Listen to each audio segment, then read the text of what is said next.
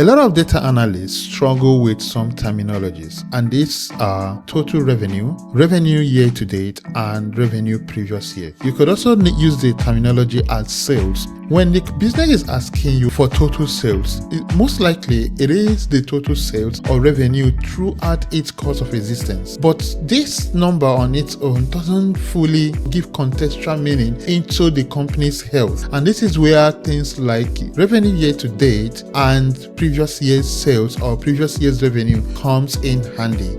And let's understand what year to date mean in this context. When I said a business's year to date sales, it simply means the business's total revenue generated from sales starting from the first day of the fiscal year up to the current date. Now, I'm going to demystify this. When we talk about the fiscal year, it simply means the day they have chosen to start their financial year up to the end. So a business's financial year can start from 1st of February up to the 31st of January the next year. So it is completely different from calendar year. And now where some businesses use the same interchangeably, they don't really mean the same thing. Fiscal year, financial year, and calendar year are different. So you can say fiscal year and financial year means the same thing, but calendar year means from 1st of January to 31st of December. So let's get that. But in the context of this analysis, our financial year or fiscal year is the same thing as calendar year, which starts from 1st of January up to the 31st of December. So let's start with the total sales. And our business, to calculate total sales, is as simple as just picking up the sales column from the transaction table. Use this sum function, you get all the sales from the transaction table, and that's how simple it is. To visualize this, I'll just pick up my card visual, and I love new card visual. I prefer it to the old one because it's easy to use and gives you more power, and we're going to talk about this in one of our videos. So I'll drag and drop this here, and it gives us 4 million. Okay, all right. So, and I'm sure you'll be imagining, all right, Kingsley, this 4 million, does it represent the business's total sale?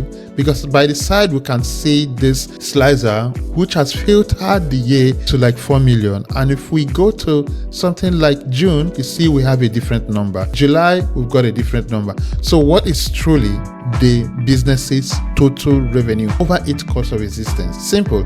To be able to get this, what I'm going to do is to take away this filter context from this particular visual or sales. To do that, I'll just click on the slicer and go to format. You see it up here, and click on edit interaction. And when I click on edit interaction, notice that we have this icon, two icons come up here, and that is where the magic is done. So I'm going to quickly click on this, and that would then take away the filter. That means whatever filter you apply on anything you are doing around this particular slicer will not affect this visual. So I'm going to take it away, and that is the total amount we have generated for the business over its course of existence, and this is called total sale. All right, so let's move on to the next one. I'm going to pick up another card visual and keep it under this one. Okay, so the next we want to do is revenue year to date or sales year to date, and I've explained what that means.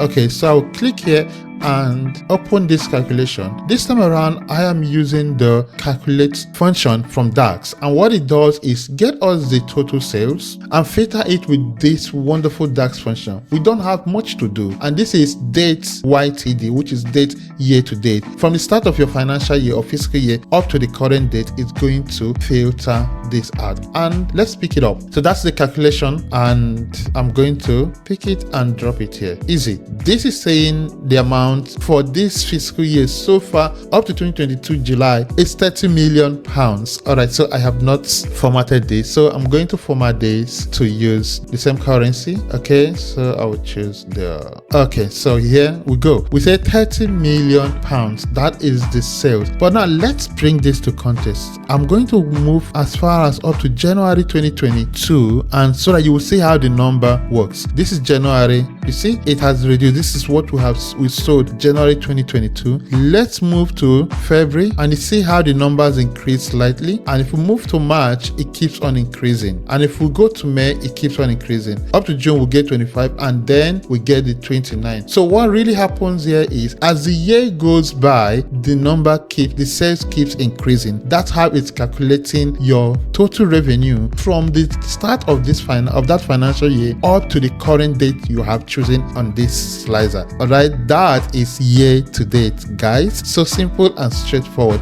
So you understand this. Now, the next thing, and notice that we have this on interaction here. I don't need it, so I'm going to remove this because we really need that here. Whenever you're doing this, your year to date, the filter context is important. Okay, so let's move on to the next one. That is the revenue previous year. So I'm gonna bring this under here and quickly go to the revenue previous year, and my revenue previous year is this. Yeah, previous year revenue, and this is a calculation. So what I'm going to do here, the main calculation for the revenue previous year is this. All it does is give us the total sales, which we've already calculated. That's our total sales here, and then we use the previous year's function to calculate it, and that's it. That's how simple it is. So we use this if statement to wrap this statement here. If the previous year is blank, there is no need to return anything. All right, so that's why you have that. You can choose not to have it and then have only this calculation, and then it works. But if you want to write efficient code, it's important you consider all edge cases, and that's why we have done this. All right, so let's use it. I'm going to drag it and drop it here, and the previous year sale is this amount, and that's how simple it is. We have our total sales, which is the business's total revenue throughout its course of existence, and then we have our sales year to date, which is the sales from the beginning of a selected financial year up to the date that was selected, and that's what we have here. And then finally we have sales previous year. The previous year sales is simply the total sales, which is 1 year before the start of this financial year. All right, so if I try to filter all these things, you see how they filter, and you notice this is not filtering. But if we go to another year, you will notice it filters. And guys, that's it. That's how simple it is. Would you have done it in a different way? Let me know, and let me know how you use the three of them to give contextual meaning to your sales.